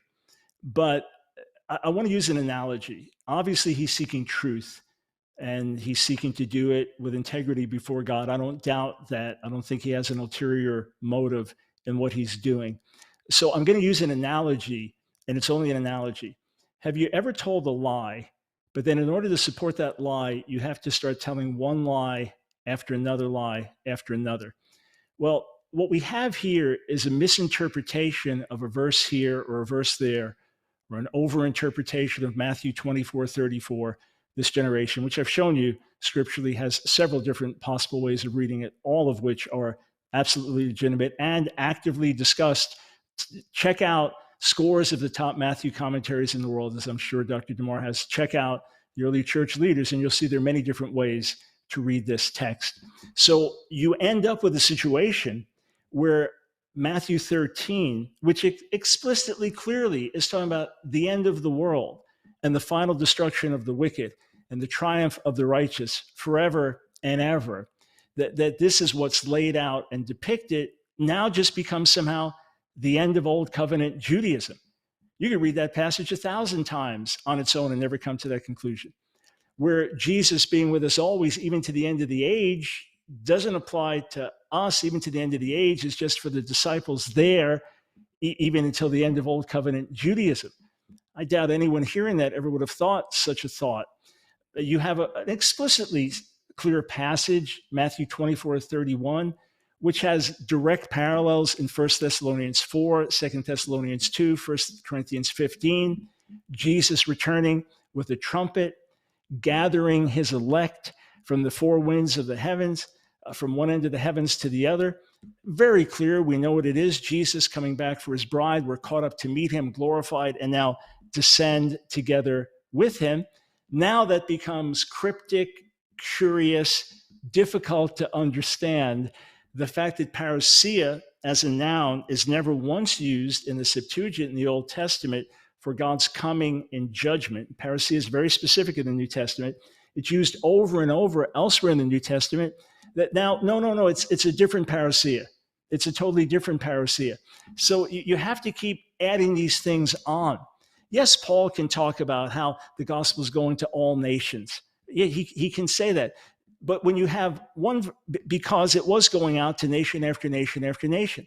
But when you have not just that, even if you wanted to say at Pentecost with Jews there from around the world, that it went to all nations on some level. But it's not just that. All peoples will mourn. All peoples were not mourning with the destruction of the temple in Jerusalem. And there are many Jew haters that were certainly rejoicing. And the gospel had not been preached in the inhabitant world to all nations. Again, oikumene there, defined by all nations. So you have problem after problem that heaps up. There was not a single attempt to respond to my point about as it was in the days of Noah. That's why if you look at R.T. France, whom Dr. DeMar quoted, you look at his commentary on Matthew, he's with Dr. DeMar, as many others are that are amillennialists or partial preterists, but they see verses 36 on with regard to the second coming. The very partial preterist scholars that Dr. DeMar would quote differ with him about the end of Matthew 24, and they say that's the future coming. There's no possible way that you could say that the Jews in Jerusalem were caught off guard. They're in the middle of a war with Rome. They're surrounded by Roman armies. It's no mystery that judgment is near. Yochanan ben Zakkai, one of the most famous Jewish leaders of his generation, is smuggled out in the corpse to tell the Romans, look, we know you're going to win.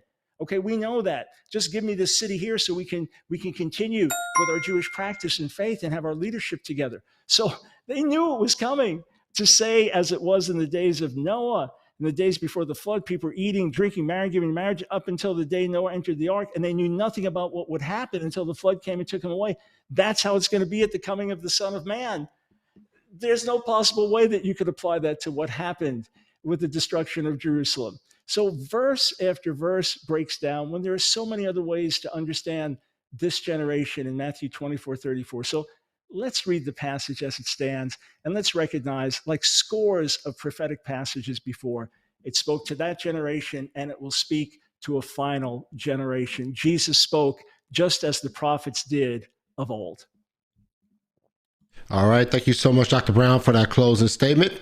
All right, Gary, when you're ready, when you begin to speak, I'll start your time. I appreciate Dr. Brown, because he get like I am. He wants to get to the root of this, and he wants to do that in terms of what Scripture has to say. I heard a lot about telescoping, double fulfillment, and so forth. Those things have to be read into the text. I don't believe in double fulfillment. I believe there were a lot of things in the Old Testament that were in fact types that were fulfilled in the New Testament. And that's a very proper way of doing this. There are lots of commentators who do believe what I believe on all of Matthew chapter 24. If you look at Matthew 24, the days of Noah, you can find some examples that people knew what were going on. But if you look at, and I won't read all this, but if you go to 2 Chronicles chapter 36, there were people when it talked about that the first temple was destroyed, very, very similar to what was taking place with the destruction of the temple in Israel. We got to remember here that the new temple was standing in AD 64. It was greater than any other temple that had ever been built, greater than Solomon's temple. That the Jews believed that with that temple, that was in fact going to be a continuation of their old covenant religion. The temple was there. The sacrificial system could be implemented. The priesthood could be instrumental in all this. And so they were caught off guard because they didn't believe what Jesus had to say. And we know this because when you go to 2 Peter chapter 3, verse 3, it says, "Now, know this first of all, that in the last days," now, Peter isn't describing something in the distant future. We haven't even talked about what the last days are all about. The last days of the old covenant age here. Know this, first of all, that in the last days, mockers will come with their mocking, following after their own lusts and saying, "Where is the promise of his coming?" And by the way, since James, in James chapter 5, verse 9, it's very specific. It says that the coming of the Lord is near. And that word near means near. It doesn't mean far away. It doesn't mean kind of near. It could be far. James is very, very, very clear about this. The coming of the Lord is near. The writer to Hebrews talks about, in these last days he has spoken to us in his Son. And so these are not time instruments of dealing with in the distant future. These mockers knew about Jesus's statement about that this was going to take place before this generation passed away. He told them very specifically, "You're not one stone here is going to be left upon another." And here they are in AD 64. In AD 64, with the temple more glorious than it was ever before, that we find them scoffing. Of course they were scoffing. Can you believe this Jesus guy?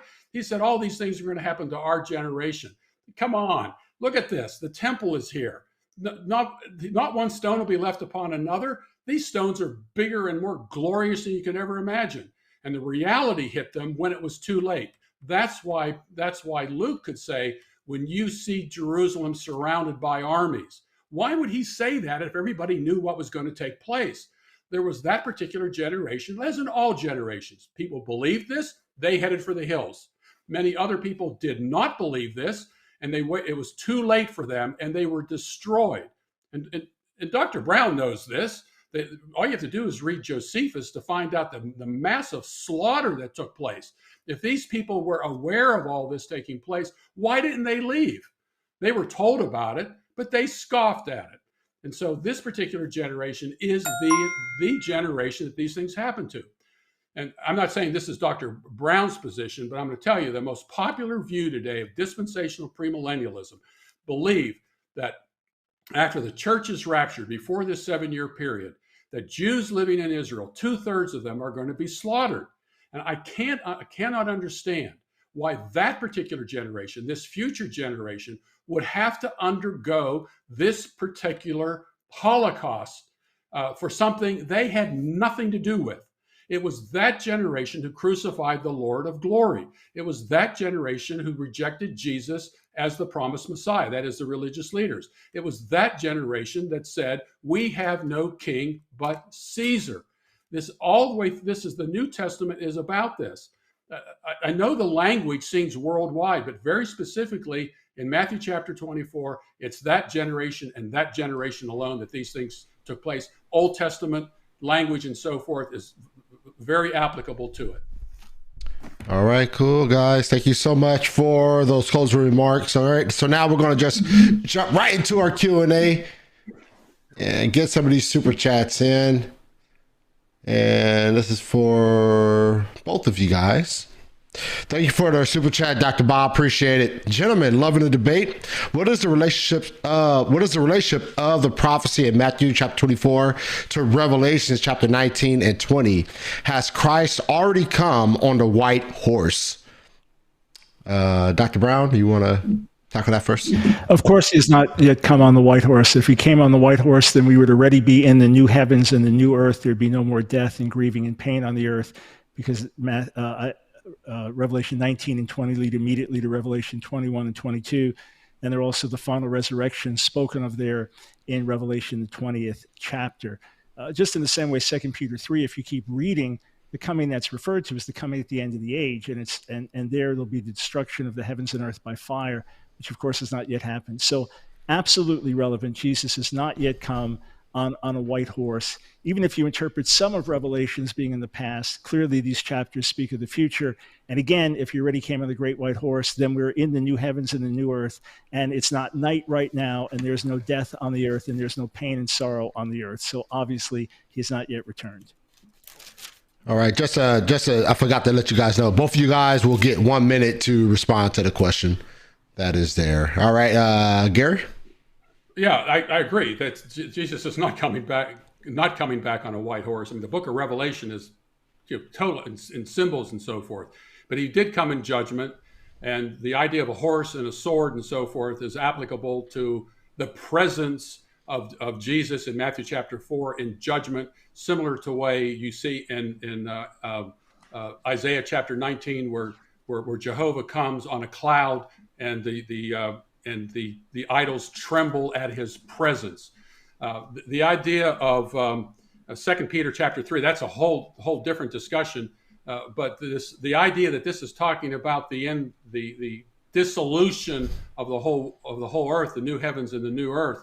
The problem with that is that the Greek word that's used there for elements, stoicheia, is used repeatedly through the New Testament in Galatians chapter 4, Colossians chapter 2, Hebrews chapter 5, and of course here in 2 Peter chapter 3, is related to the old covenant principles being burned up.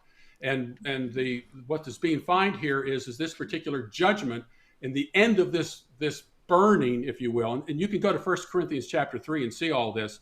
What is found? It's like a metallurgy taking place here, where the fire is hot and what is left is what's righteous. So, but that would be a debate in and of itself. So anyway, Go ahead. All right, we have another super chat here. This question is for Dr. Brown. Do you believe, thank you for the super chat, Aaron, I appreciate it. Thank you so much. Dr. Brown, do you believe humans will still rebuild a new temple? Or is the new temple not the new Jerusalem coming down from heaven in Revelation chapter 21?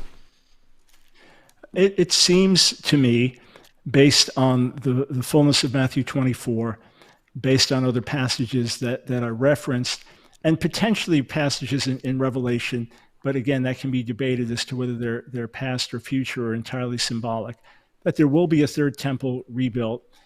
A major reason that I would also say this is the scriptures are explicit that God would scatter the Jewish people around the world, that he would preserve us under judgment and discipline, that he would bring us back to the land, and that ultimately there would be a Jewish Jerusalem that would welcome the Messiah back. I could bring passage after passage after passage to support that. So because that has happened, I do believe there will be a third temple that is built, and that will ultimately be destroyed before a millennial temple. but I don't hold to that dogmatically. I'm not among those who are constantly looking to see what's happening with the rebuilding of the temple. I see that prophecy could be fulfilled without that, but it does seem to me that with all the other things literally fulfilled thus far, and that Jesus, again, Romans 15 does not cancel the promises to the patriarchs, but confirms them. And Acts 3:21 says that he'll stay in heaven until the time of the restoration of all things spoken by the prophets, that either in this age or after he returns, there will be a temple in Jerusalem. I don't divide over it, but that does seem to me what Scripture is telling us. All right, Gary? No, there's not a single verse in the New Testament that says anything about a rebuilt temple. If Jesus wanted to say there was going to be a rebuilt temple, he would have said something about a rebuilt temple. 2 Thessalonians chapter 2, which talks about the man of lawlessness, the temple was still standing. When Paul wrote that. Why didn't he say when he will take his seat in a rebuilt temple? He would take his seat in that particular temple. There's again some debate about what that is, but in reality here, it was probably related to the apostate Judaism that would still be operating in terms of the temple, when the true temple was in their midst in the person of Jesus Christ. And notice what Paul writes here. Let's see, verse 6. And this is talking about the man of lawlessness. You know what restrains him now, so that in his time he may be revealed. For the mystery of lawlessness is already at work. Only he who now restrains will do so until he is taken out of the way. So this seems to indicate here, number one, the temple was still standing. And number two, he was being restrained in that particular period of time. Unless this is some mythical figure that's still 2,000 years old. 2 Thessalonians 2 is fulfilled prophecy. I have 2 chapters of this particular passage in my book, Last Days Madness, if anybody's interested. All right. And we have another super chat here. A little bit off subject, but nonetheless, it's a super chat, and I respect my super chats. I appreciate the support. If Matthew 24:30 is literal, does that mean the earth is flat? What we got, guys? What we got, Dr. Brown? What we got? Okay, super quick. All I'm seeking to do is use biblical language. The Bible uses observational language, speaks of the four ends of the earth or the four corners of the earth or the sun rising and setting. It does not mean the earth is flat. That's a ridiculous way of reading it. We're just trying to understand what Scripture says. Dr. DeMar and I differ in terms of when I'm saying biblical language means this, he's saying it means something else. But the Bible used observational language, just like we talk about the sun rising and setting today, and we don't believe that the sun goes around the earth. So no, maybe that was a joke question, but no. Yeah. Well, we agree. But here's the thing, though. We agree. I think Dr. Brown makes a good point. There's a lot of language in Scripture that you have to compare Scripture with in order to figure out what it's all about. But let me add to this particular thing. In Matthew chapter 24, verse 30, it says, "Then the sign of the Son of Man will appear in heaven, and then all the tribes of the land will mourn, and they will see the Son of Man coming on the clouds of heaven with power and great glory." And Jesus uses that same language to Caiaphas, and he says, "From now on, you will see the Son of Man coming on the clouds of heaven." This is not Jesus Christ coming to earth. This is Jesus going and ascending to heaven and taking his seat on the throne. This is almost a direct quotation from Daniel chapter 7, verse 14, where it says that the Son of Man comes up to the Ancient of Days. This is not Jesus coming down to earth. And here the word erkomai is used, which is actually used for coming and going rather than parousia, which is used for presence. Can I get in a final word only because he went on a tangent on this? Sure, go ahead. Outside of the question. Go ahead. There was no sign of the Son of Man in heaven that everyone saw.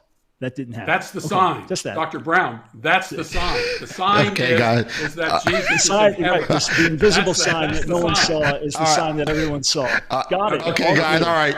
We're good. We're good with this question, guys. All right, we're going to move on to the next question. We got this, man. All right. So Dr. Bob has given us another super chat. Thank you so much, Dr. Bob, for your support. All right, this question is for DeMar. DeMar, I sympathize with the partial preterist position.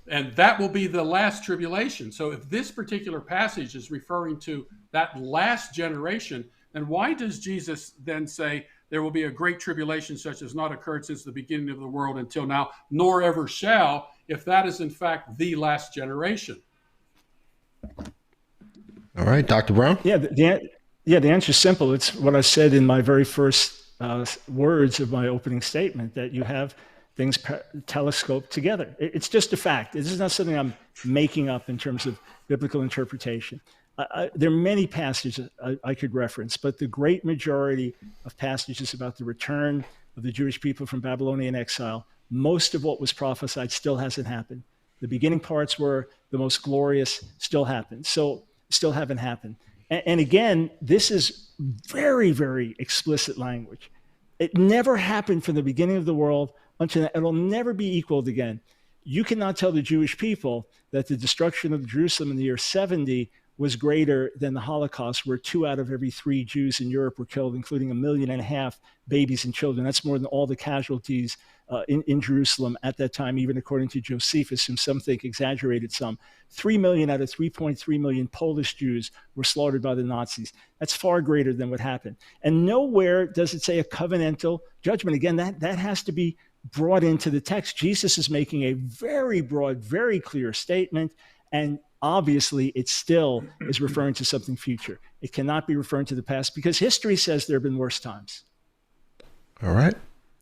And we have a couple more super chats here, and I know Dr. Gary has to jet out, but I don't want to hold him too much longer here. And this is more of a statement rather than a question. Thank you, Dr. Brown and Dr. DeMar. Was really looking forward to this. Marlon, you are the man. Would love to see Pastor Jack Shannon versus Mike Winger on divorce and remarriage, man. Thank you. Appreciate it. I'm sure the fellas here also appreciate the love. And I'll do the best I can to try to get Pastor Jack Shannon and Mike Winger on. That would be a fantastic debate. So thank you so much for the super chat. And here's another super chat. This question is for you, Dr. Brown. Why does the prophecy in Hosea 2 with beasts, fowls, and creepy things match Peter's vision? Isn't that prophecy about the 10 and the 2? There may be imagery from the Old Testament, but it doesn't mean that the specific passage is identical. And by the way, I'll answer this very briefly because it's not specifically germane to Matthew 24, but we know that out of something like 404 verses in the book of Revelation, that perhaps 278 borrow imagery from the Old Testament, but it's not always saying this is what the Old Testament meant. It's just using similar imagery. And Acts 10 stands by itself. There's no specific reference to Hosea in terms of within Acts 10 itself. But we all agree that there's imagery from the Old Testament found throughout the New, sometimes as an allusion, sometimes allegorical, sometimes a literal usage or a parallel usage. But again, I'll stop there because it's not really directly germane to Matthew 24. All right. Gary, you have anything? Oh, only that, the book of Revelation does use types from the Old Testament. You have Jezebel. It's not Jezebel resurrected. Egypt and Sodom in Revelation chapter 11, which is descriptive of Jerusalem, the place where Jesus was crucified. Gog and Magog. There are all these Old Testament allusions, I think, kind of as a prophetic shorthand. So you go back and look and see what they meant back then, and you have kind of a prophetic shorthand. Babylon is another one. I believe that Revelation 17 and 18, Babylon there is New Testament Jerusalem, New Testament Israel. All right, cool. We'll end it there. I thank you so much, guys, for joining me on this episode. And obviously, this is a very hot topic. Many people are probably going to view this video over and over and over again throughout the years now, man. So you guys officially have a debate on my channel now. You guys are in the catalog, so good stuff. Thank you guys so much. I appreciate you guys for all you do. You guys have been doing this for so long, and I'm just impressed by the way God is using you guys. God is doing a great thing, and I appreciate both of you for all the efforts, all the work, all the blessings you've been to the body of Christ. And I look forward to the other work that you guys have in store. And everyone out there, make sure you guys support these guys. Make sure you guys are out there blessing these guys, blessing their ministries, because they are definitely doing good work. So even if you guys divide fight on the eschatology thing, we all are able to get along and have a unified discussion on these things. So I thank both of you for coming on. Well, thanks, Marlon. I appreciate Thank it. you. Michael, it's always Thanks. good to talk. You look good, too. I mean, we talked last time, you talked about all the weight you dropped. You look really good. So, by God's grace. Yeah. And listen, I thoroughly enjoy sparring with you. You're a good partner to do it. And it's fun. Again, there's a whole lot we agree on, especially about the state of the nation. So God bless you, my friend. Absolutely. All right. Thank you. Thank you, Marlon, for doing a great job. Appreciate it. All right, cool. You guys take care. And Gary, I think I have a gift for you. I think I sent a gift to Dr. Brown. Dr. Brown, did you get the gift I sent you? I'm not sure. Was it one of Dr. DeMar's books? It wasn't Dr. DeMar's book, man. It was a gift for the gossip tree. I have a lot check with our office. I have a lot of Dr. Brown's books. Office. So. What was that, Gary? What'd you say there? I said I have a lot of Dr. Brown's books. Oh, cool. All right, so I do have a gift for you, and Dr. Brown, let me know if you didn't get the gift. I'll get one out to you. So I'll be contacting you guys later on to send that gift out. I appreciate you guys so much. All right, you guys take care, and God bless you. All right. Thank you. All right, thanks. Appreciate it. Bye now. All right, guys, another great debate in the books, man. I knew this was going to be fun, man. You got two guys who really are very, very thorough. These guys take this subject very serious, and they don't pull any punches, man. But I love the energy, the level of what's the word I'm looking for? Of intensity. I don't know if another word I'm looking for, but they definitely are concerned about this subject, and they both care about the subject deeply. And that's why I knew, when I reached out to these guys, that this would be a subject that would be great for these two guys to debate, because I know these two guys have dealt heavily in these areas, and they've written about this area, and this is a subject matter that's dear to their hearts. So I thank these guys for coming on, and I do see these guys as a blessing. Even though, you guys may disagree on these peripheral issues of eschatology, I do believe that we should all be able to come together as the body of Christ and be able to talk about these things in a manner that is glorifying to Christ. We want to glorify Christ, glorify Him in our efforts and in our discussion, right? So we want to do that, and I think these guys did that, man. You guys are great out there in the live chat. I appreciate you guys being respectful, not saying anything rude. I really do appreciate that, and that sort of draws me to sort of a subject that I want to discuss real quick. Last debate with Sam Shimon and the 2-on-2 debate, Sam Shimon, William, Dan, and Francis Turretin, I put a really rigid structure on that debate as far as the behavior in the live chat. And so I did that because I knew which happened. I knew that there would be trolls and people coming into the live chat without any interest in the debate topic, but they will come just to throw jabs at Sam and William. And so I knew that was going to happen. All right. And so that's why I put such a rigid stance and a rigid rule in place that anybody that did that will get banned forever. Okay. So I want to put two things out there. One, the live chat, you guys have to understand, this is for everyone outside of the moderators, because I'm going to address the moderators as well.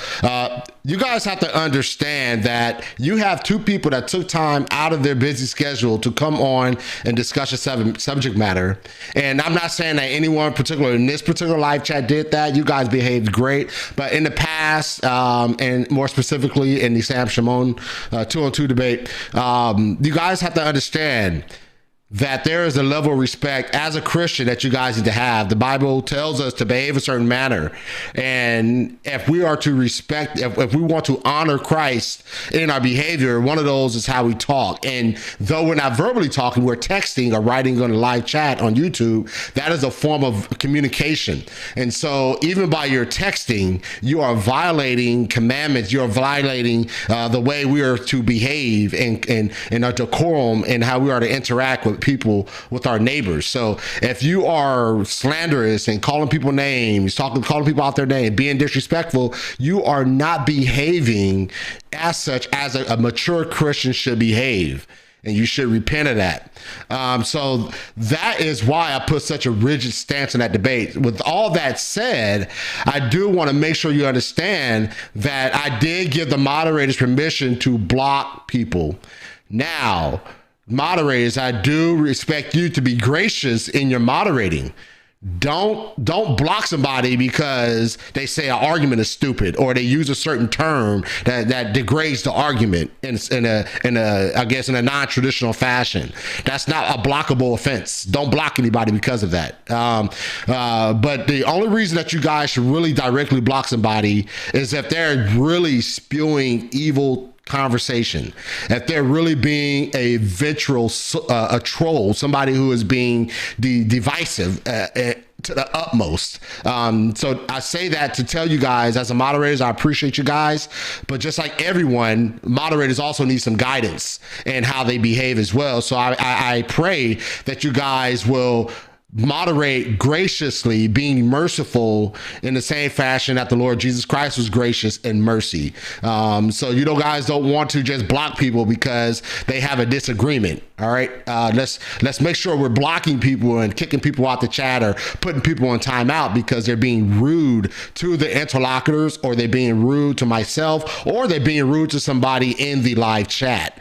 So I just want to put that out there to make sure everyone understood where I was coming from as a moderator, as the host of the show, and to communicate to not only the live chat but also the moderators as well.